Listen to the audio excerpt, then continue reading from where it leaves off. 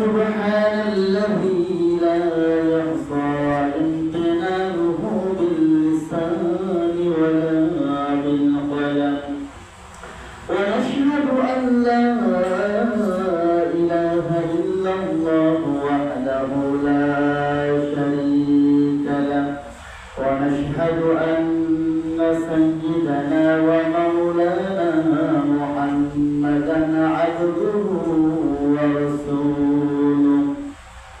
فقد قال الله تبارك وتعالى في كلامه المجيد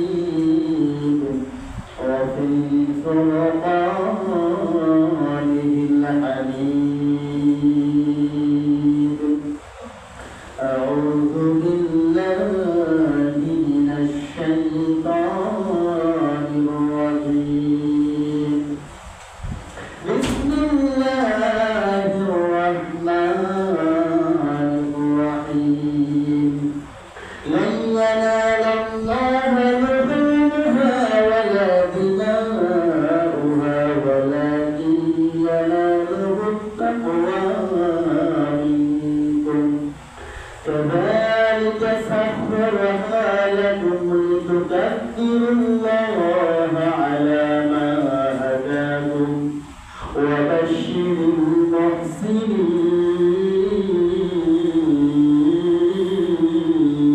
المحسنين وعن جابر بن عبد الله رضي الله تعالى عنه قال كنا نتمتع مع النبي صلى الله عليه وسلم فنزله البقرة عن سبعة أن نشترك فيها رواه النسائي وقال الله تبارك وتعالى في كلامه المجيد بسم الله الرحمن الرحيم فمن يعمل مثقال ذرة خيرا يره ومن يعمل مثقال ذرة شرا يره وقال الله تعالى في شان حبيبه ومعشوقه مخبرا وعامرا إن الله وملائكته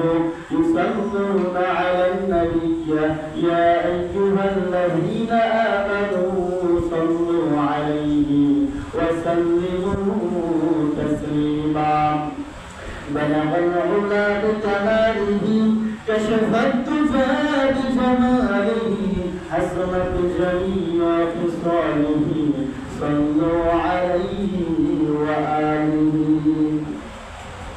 شكرا لكم محمد আমাদের সৃষ্টিকর্তা আমাদের পালনকর্তা আমাদের রিজিকদাতা আল্লাহ তাআলা জাল্লা তাআলা এই প্রতিকূল আবহাওয়ার মধ্যে আমাদেরকে তার ঘর মসজিদে এসে তার হুকুম পালনের লক্ষ্যে মসজিদে বসার তৌফিক দান করেছেন আমরা সবাই বলছি আলহামদুলিল্লাহ হামদান কাসীরান তাইয়িবান মুবারাকান ফীহি ইয়া রাব্বি লাকাল হামদু কামা ইয়ানবাগি লিজালালি ওয়াজহিক ওয়া লিআযীমি সুলতানিক আমরা মহান আল্লাহ তাআলা শুকরগুজার হলাম দরুদ সালাম পেশ করছি আমাদের নবী আখির নামদার তাজদারি মদিনা জনাবে মুহাম্মদ রাসূলুল্লাহ সাল্লাল্লাহু আলাইহি ওয়াসাল্লামের প্রতি সম্মানিত মুআজ্জাজ মুহতারাম মুসলমানদের সবচেয়ে বড় ধর্মীয় উৎসব হলো ঈদুল ফিতর আর ঈদুল আযহা ঠিক না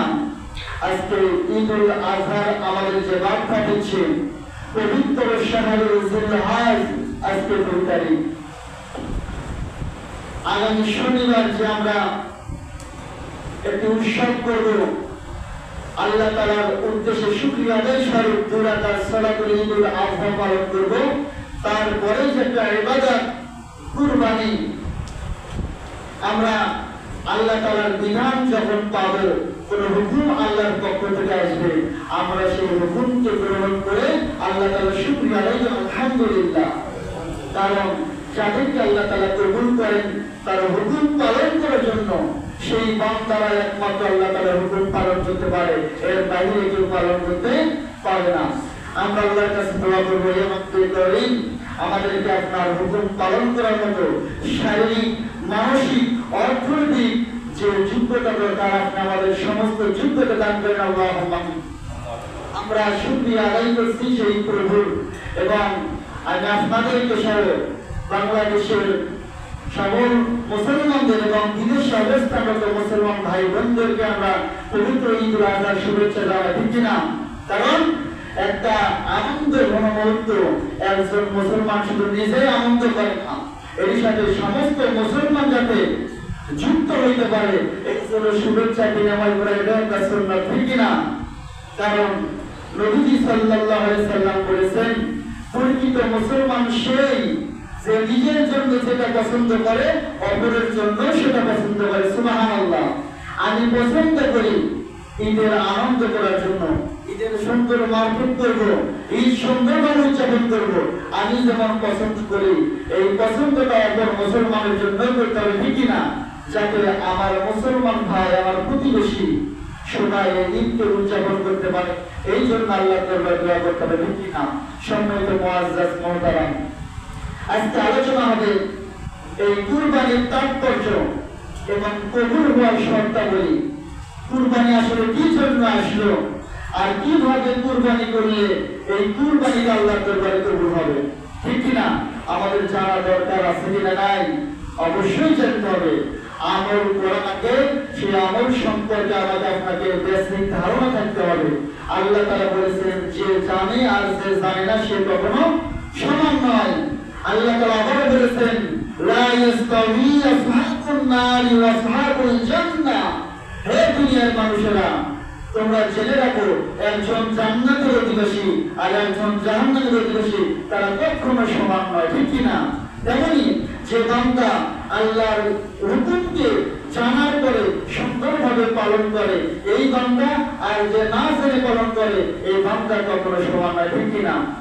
সম্মানিত উপস্থিতি, গত সপ্তাহে আমরা যে আলোচনা করেছিলাম, আল্লাহ তাআলা নির্দেশ সূরাতুস সাফফাতের 102 নম্বর আয়াতে আল্লাহ তাআলা বলেছেন, ফালাম্মা বালাগা সা'য়া ইয়া বুনাইয়া ইন্নী আরা ফিল মানাম আন্নী আযবাহুকা ফানজুর মাযা তারা ক্বালা ইয়া আবাতি ইফআল মা তু'মার সাতাজিদুনি ইনশাআল্লাহু মিনাস সাবিরিন।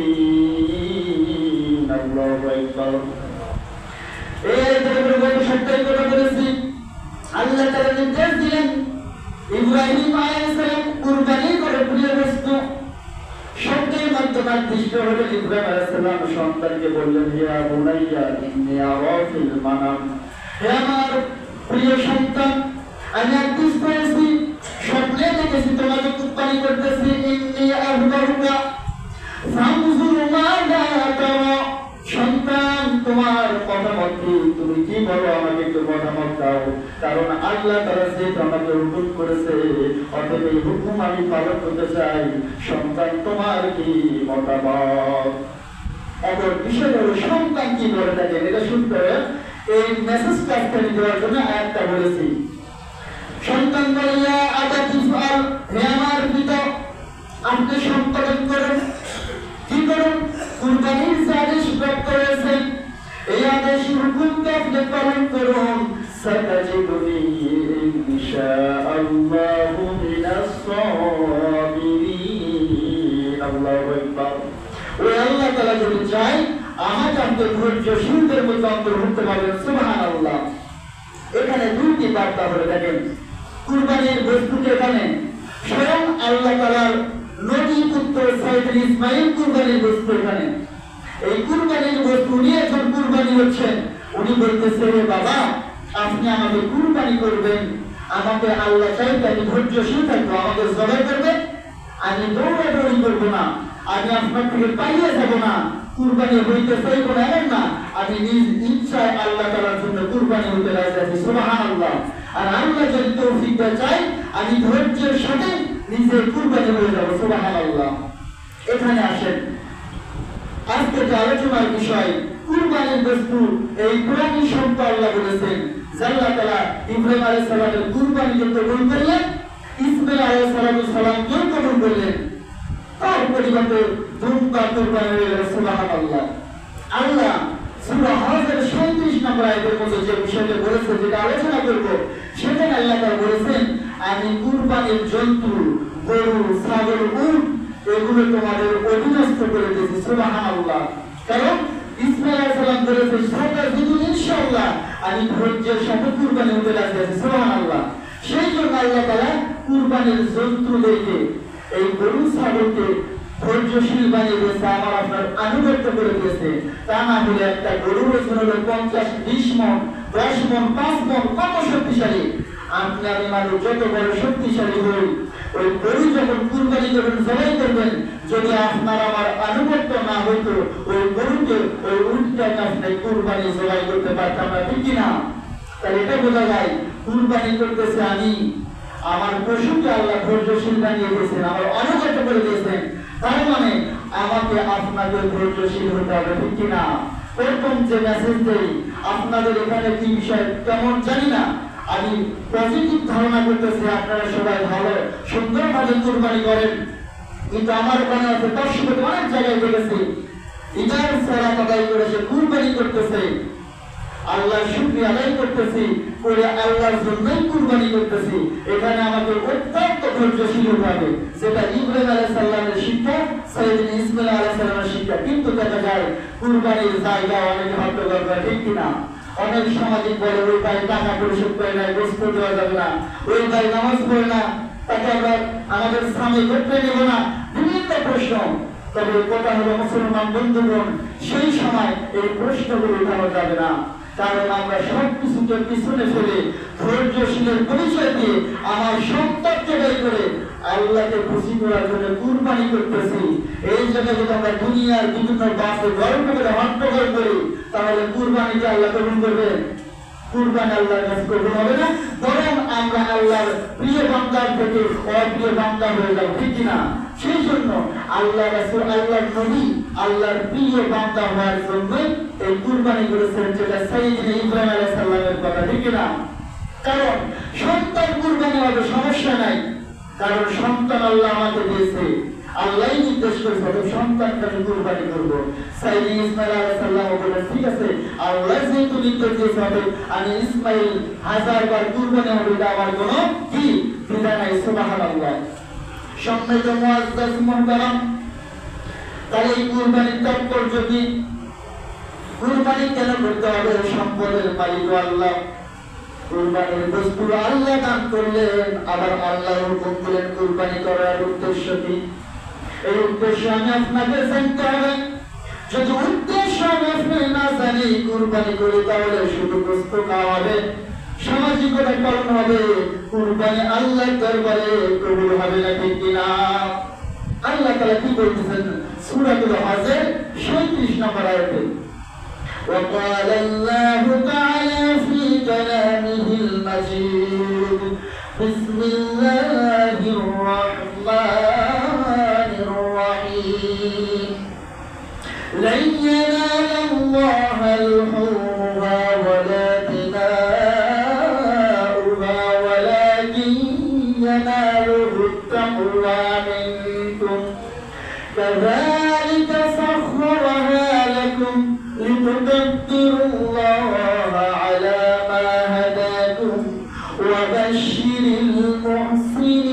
المحسنين الله أكبر الله رب العالمين قال لن ينال الله لحومها ولا دماؤها هي دنيا মানুষেরা তোমরা জেনে রাখো, শুনে রাখো, لن ينال الله আগে আল্লাহর কাছে পৌঁছে না তোমরা যে কুরবানি দাও, লহুমহা সেই কুরবানির পশুর গোশত, ওয়ালা দিমাউহা এবং তার রক্ত, তাহলে কুরবানির রক্ত পৌঁছে না আল্লাহর কাছে, গোশত পৌঁছে না। ওয়ালাকিন ইয়ানালুহু তাকওয়া মিনকুম, আল্লাহ তাআলা বলেন আমার কাছে পৌঁছে শুধু বান্দার তাকওয়া। সুবহানাল্লাহ। তাহলে তাকওয়া আল্লাহ তাআলা আপনাকে আমাকে দিয়েছে, এই গরু ছাগলের মালিক আল্লাহ, আল্লাহ তাআলা দান করেছেন। তাহলে আমরা ওদের টাকা দিয়ে আমরা কুরবানি করলাম, আল্লাহ বলতেছে হে বান্দা তোমার কুরবানির গোশত আমার কাছে আসে না, রক্ত আমার কাছে আসে না, এগুলো আমার দরকার নাই। কি তার কথা? আল্লাহর কথা। যদি এমন হইতো যে বান্দা কুরবানি করতেছে, রক্ত বস্তু সব আমাকে দিয়ে দাও, আল্লাহ এই কথা বলেন নাই। আল্লাহ কিন্তু বিধান এটাও দিতে পারতো, বান্দা কুরবানি আমার সাথে করতেছো, যে কুরবানি দাদা এই গোস্ত তার খাওয়া যাবে না। আল্লাহ কি পারতো না বিধান দিতে? আল্লাহ তাআলা কত দয়াশীল যে বান্দা তুমি টাকা দিয়ে ক্রয় করছো, তুমি কুরবানি করছো, আমি আল্লাহ তাআলা দয়া করে এই পশুর গোস্ত তোমার সাথে খাওয়া জায়েজ হালাল করে দিলাম। সুবহানাল্লাহ। আল্লাহর কাছে এটা কঠিন ছিল না যে বান্দা তুমি আমার সাথে কুরবানি করেছো, অর্থাৎ এই গোস্ত তোমার খাওয়া যাবে না। এটাই কি তোমার দরকার ছিল? কারণ একটা জিনিস আমি দান করতেছি, করার পরে কি বলতে পারবো যে জিনিস আমাকে আবার ফিরে দেন? আমি আপনাকে কিন্তু বলতে পারবো না। দান করার পরে সেটা আমরা পুরোটাই দিয়ে দেই, কিন্তু কুরবানি আল্লাহর জন্যই করলাম, অথচ গোস্ত আমরাই খাচ্ছি।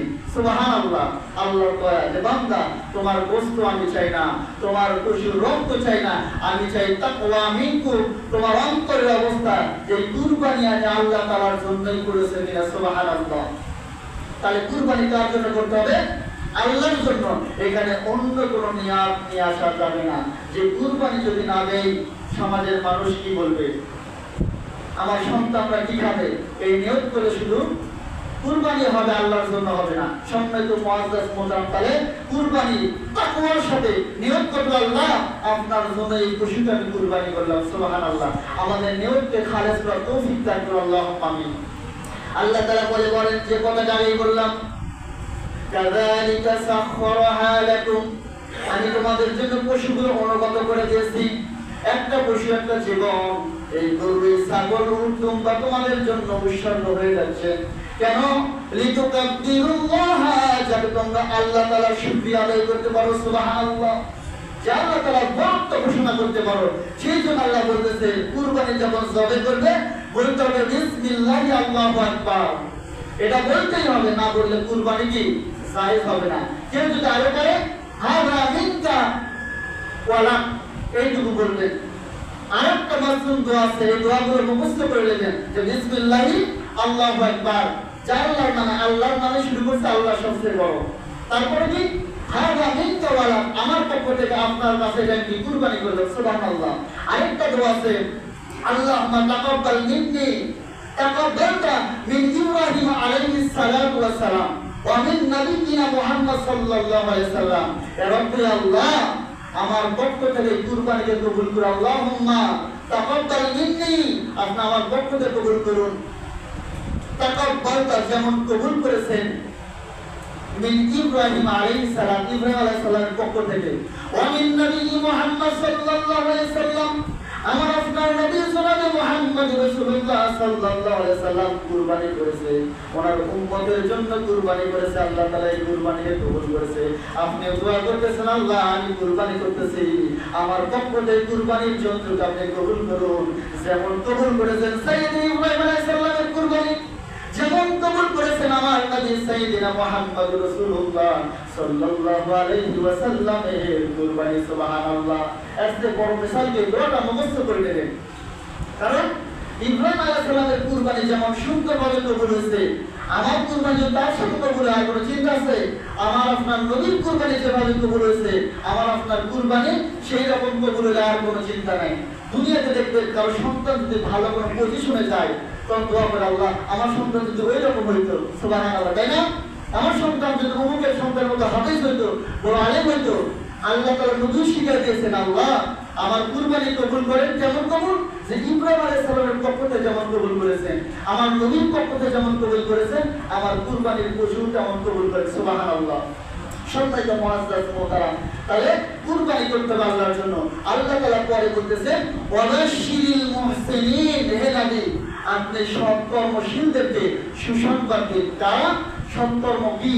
আল্লাহর হুকুমকে পালন করে, আল্লাহর বিধান যখন আছে সেটাই হলো আল্লাহর বান্দা যখন পালন করে, এটাই আল্লাহর হুকুম পালন হলো।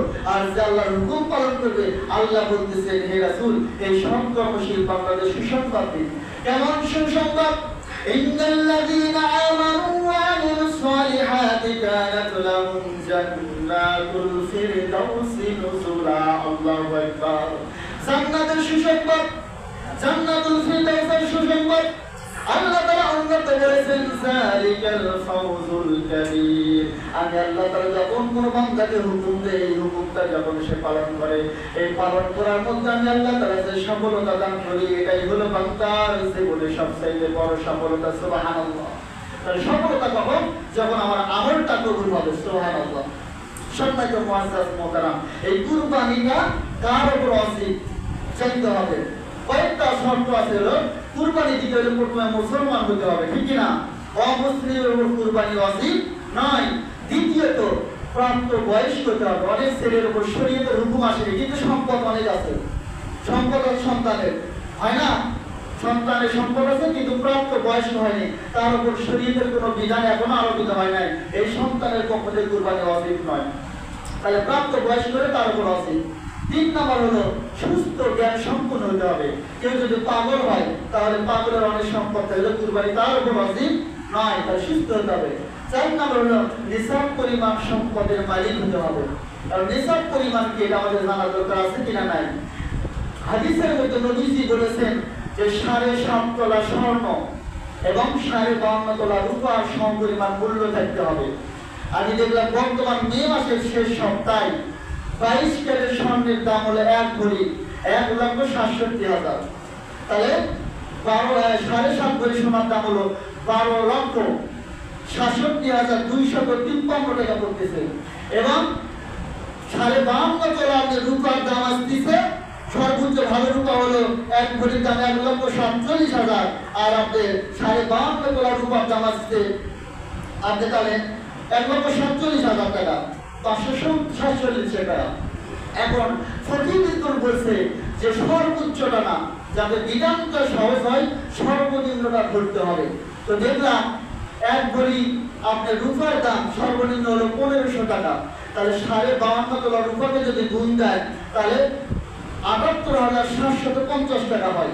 মানে বর্তমান যে রিসেন্ট হিসাব আমাদের, তাহলে কোন বান্দার কাছে যদি 78,750 টাকা থাকে, ঈদের দিন শনিবার সকাল থেকে 10, 11, 12 3 দিন 12 তারিখ সন্ধ্যার পূর্ব পর্যন্ত কোন মুসলমান বান্দা প্রাপ্ত বয়স্ক জ্ঞান সম্পন্ন এই বান্দার কাছে যদি এই পরিমাণ সম্পদ থাকে, তার উপর কুরবানি দেওয়া ওয়াজিব। সুবহানাল্লাহ। বুঝতে পারছেন? এর কিন্তু আরেকটা আছে, মুসাফিরের উপর কুরবানি ওয়াজিব নয়। সম্পদ অনেক আছে কিন্তু সফরে বের হচ্ছে, এই বান্দার উপর কুরবানি ওয়াজিব নয়। যদি সে কুরবানি দেয় তাহলে তার জন্য সুন্নাত হবে, ওয়াজিব হবে না। তাহলে একজন মুসলমান প্রাপ্ত বয়স্ক জ্ঞান সম্পন্ন মুকিম বান্দার উপর নিসাব পরিমাণ সম্পদ ওই কুরবানির 3 দিন 78,750 টাকা যদি অতিরিক্ত থাকে, তার যেগুলো খরচপাতি বাদ দিয়ে, তাহলে এই বান্দার উপর কুরবানি দেওয়া ওয়াজিব। বুঝতে পারছেন তো? তাহলে এখন কি কুরবানি দেবেন? উট, গরু, ছাগল, ভেড়া, দুম্বা।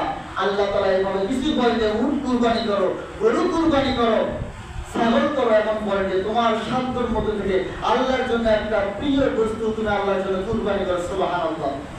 আল্লাহ যদি বলতো উটি করতে হবে তাহলে আমার জন্য আপনার জন্য কষ্ট হয়ে যেত, গরু করতে হবে তাহলে কষ্ট হয়ে যেত। আপনার সামর্থ্যের ভেতর কুরবানি করতে হবে। নবীজি সাল্লাল্লাহু আলাইহি ওয়াসাল্লামের সাহাবী হযরত জাবের বিন আব্দুল্লাহ বলেন, ওয়ালা কুন্না নাতামাত্তাউ মা'আন নবী সাল্লাল্লাহু আলাইহি ওয়াসাল্লাম ফানাযবাহুল বাকরাতা আন সাবাতিন আন নাসতুরকা ফিহা। জাবের বিন আব্দুল্লাহ রাদিয়াল্লাহু তাআলা বলেন, আমরা নবীজি সাল্লাল্লাহু আলাইহি ওয়াসাল্লামের সাথে হজে তামাত্তু করলাম। হজ কার্য সম্পাদন করার পরে একটা গরুর ভিতর 7 জন সাহাবী ভাগ করে কুরবানি দিলাম। সুবহানাল্লাহ। তাহলে একটা গরুর ভিতর 7টা ভাগে কুরবানি দেওয়া হলো, সাহাবীরা নবীজির সাথে দিয়েছেন। সুবহানাল্লাহ। তাহলে আমাদের সময়ও একটা গরুতে 7 জন শরীক হতে পারবেন। আবার কুরবানির উটেতে 7 জন শরীক হতে পারবেন। হাদিস আবার এটাও আছে যে উটের মধ্যে 10টা শরীক হওয়া যায়। সুবহানাল্লাহ। তাহলে একটা গরু আমরা 7 ভাগে কুরবানি দিতে পারবো। একটা ছাগল 1 জন দিতে হবে, একটা দুম্বা 1 জন দিতে হবে, একটা উট 7 জন অথবা 10 জন মিলে কুরবানি করতে পারবে। সুবহানাল্লাহ। এই কুরবানির পশু এখন বয়স কি করবেন? গরুর বয়স কমপক্ষে 2 বছর হতে হবে, ঠিক কি না? আর ছাগল ভেড়া উঠে ছাগল ভেড়া দুম্বার বয়স হতে হবে কমপক্ষে 1 বছর। তবে ফকিহগণ বলেছেন যদি 6 মাসের ছাগল যেতে 1 বছরের মতো হুষ্ট হয় তাহলে এই ছাগল দ্বারা কুরবানি জায়েজ হবে। সুবহানাল্লাহ। ক্লিয়ার, বুঝছেন তো? আর উট হতে হবে আপনার কমপক্ষে 5 বছর বয়সী কুরবানির জন্য। তাহলে পশুটা হাদিসের মাধ্যমে মাসলার মাধ্যমে নির্ধারণ করা হয়েছে। তাহলে আমরা এই তরিকা মাফিক আমরা কুরবানি ক্রয় করব। তবে এখন প্রশ্ন হলো, অনেকে বলে সাত ভাই কুরবানি কি হবে, জায়েজ আছে?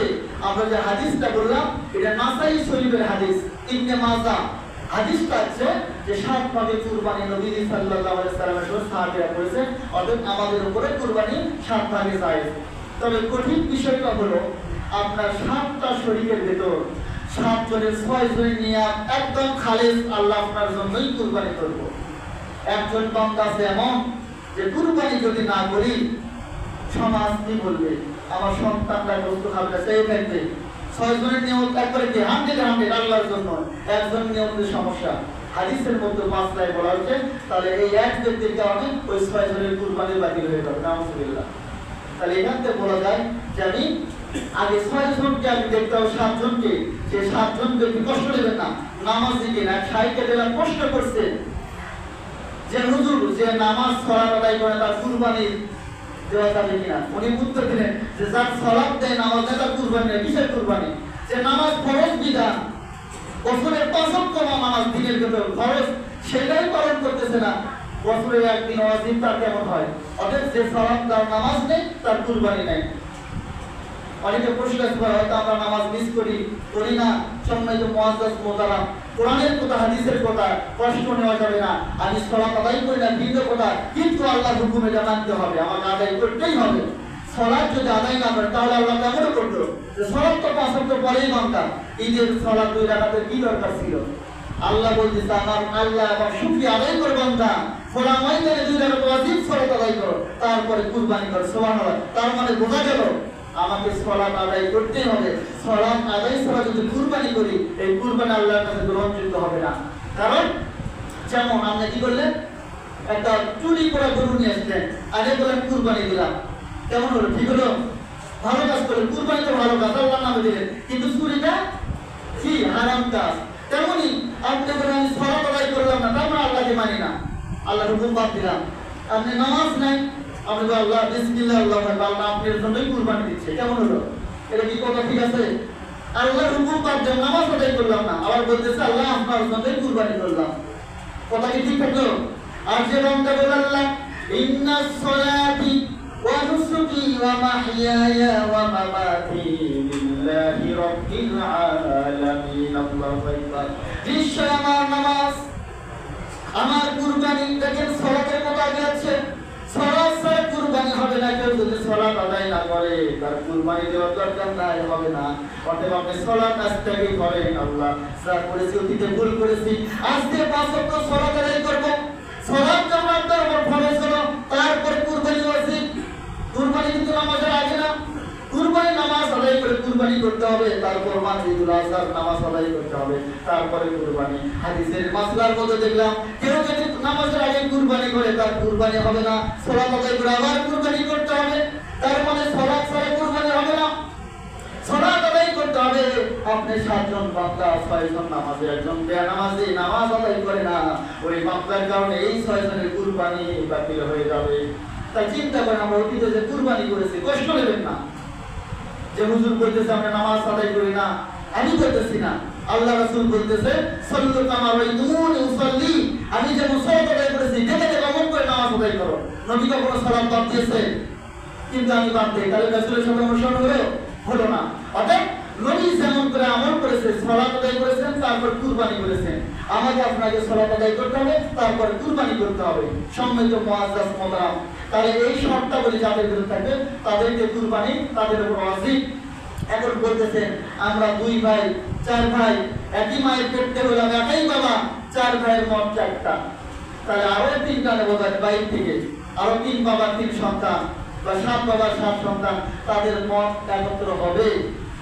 যদি হয় তাহলে তাদের পক্ষে আলহামদুলিল্লাহ, 7 জন যদি এক হতে পারে নেও আল্লাহর জন্যই পরামর্শ করবেন, মাশওয়ারা করবেন। আর যদি না হয় তাহলে একা একা দেওয়ার চেষ্টা করবেন। বড় গরু লাগবে এমন না, আপনার সামর্থ্যের ভিতর একজনের 1 লক্ষ টাকা আছে, সে সেখান থেকে 10,000 টাকা দান করেছে, একজনের 1,000 টাকা আছে, সেখান থেকে 1 টাকা দান করেছে। যদি কবুল হয়ে যায় ওই 1 টাকাকে আল্লাহ লক্ষ টাকার চাইতে কবুল করবে, সুবহানাল্লাহ।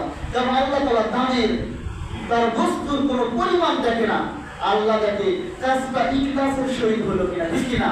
সেই জন্য আল্লাহ বলেছেন লা ইয়ানাল্লাহু লুহুমুহা ওয়ালা দিমাউহা, আমি রক্ত বস্তু তোমাদের জন্য চাই না, আমার কাছে পৌঁছায় না, আমার কাছে বল তাকওয়া মিনকুম, তোমাদের অন্তরে হালত। সম্মানিত মুআজ্জাজ মোহতারাম, নিয়তকে আমাদের খালিস করতে হবে।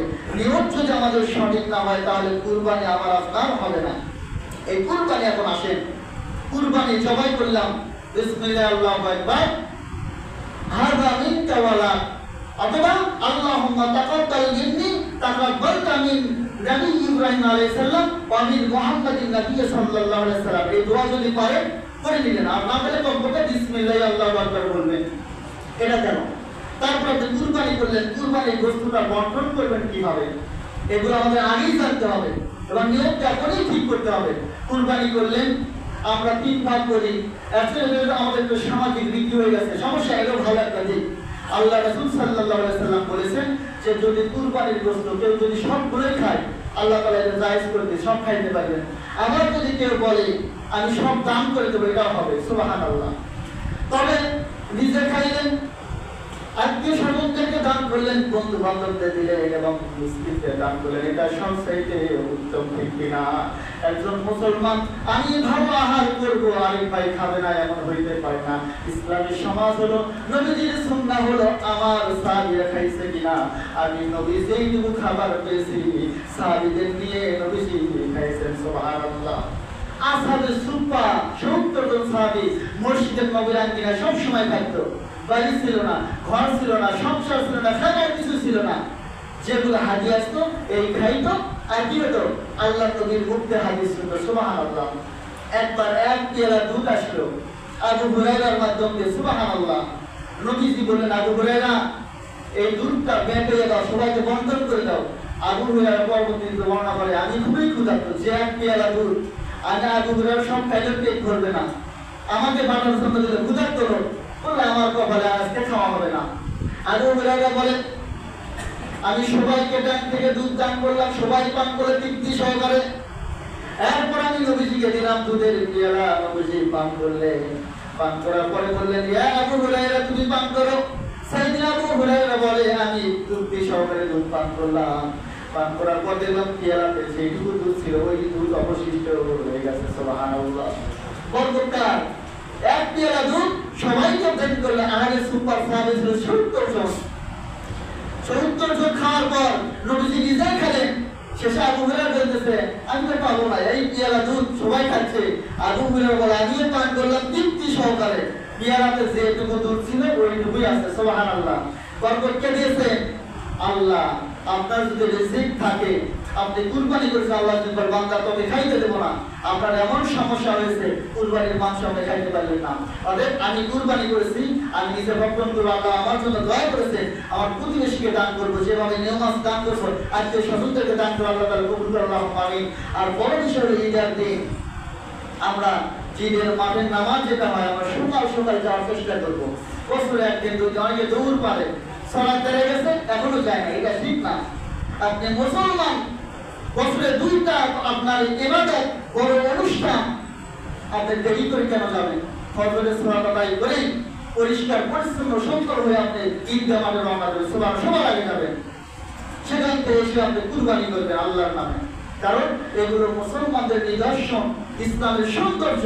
অতএব সৌন্দর্য সবাই কাছে আপনি দৌড়ে দৌড়ে যাচ্ছেন, এমন আছে আপনাদের এখানে আছে কিনা জানি, আমার ওখানে আছে, সব শুরু হয়ে গেছে দৌড়াচ্ছে, এমন করা যাবে না। এসে যেখানে কুরবানি করবেন সুন্দর করে কুরবানি করার পরে কন্ট্রোল করবেন, নিয়ম মাফিক, এখানে হট্টগোল করা যাবে না। আল্লাহ রাসূল সেদিন এগুলো চাইবে না, ওই ভাই মসজিদের চাল দেয় নাই, ওই ভাই সালাত আদায় করে করতেই হবে, আমি তো বললাম দায়িত্ব থেকে, কিন্তু সেই মুহূর্তে বলবেন না, কারণ আল্লাহকে খুশি করার জন্য কুরবানি করতেছি। এই মুহূর্তে যদি আপনার আরেক মুসলমান ভাইকে কষ্ট দেন, সারা বছর কথা নাই যে ওনার টাকা পরিশোধ করেন নাই, তাহলে দায়িত্বশীল আপনি এতদিন করেছেন আগে নিয়ে নেন। ওই সময় একটা অনুষ্ঠান, একটা আল্লাহকে খুশি করার ইবাদত করতেছি, সেই সময় এই প্রশ্ন কেন যাবে? এটা ঠিক না। কারণ কেউ যাতে কষ্ট না পায় এই কোনো আচরণ করা যাবে না। তো আমরা সুন্দরভাবে কুরবানি করবো। আর বিষয়ে পরিষ্কার পরিচ্ছন্নতা ইমানের অঙ্গ। কুরবানির